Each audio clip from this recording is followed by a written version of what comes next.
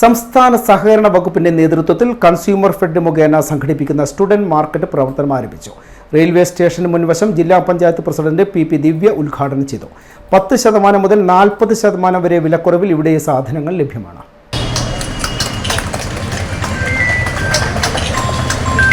Consumer fed director K P. Pramodan അധ്യക്ഷത വഹിച്ചു. Executive director VK. Rajan പദ്ധതി വിശദീകരണം നടത്തി.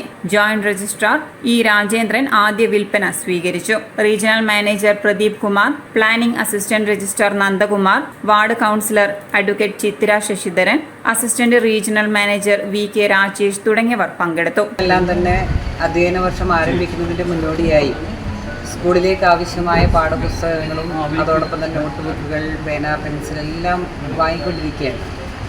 പാഠപുസ്തകങ്ങൾ ഇപ്രാവശ്യം നേരത്തെ നമ്മുടെ സർക്കാർ കുട്ടികൾക്ക് എത്തിച്ചു കൊടുത്തിട്ടുണ്ട്.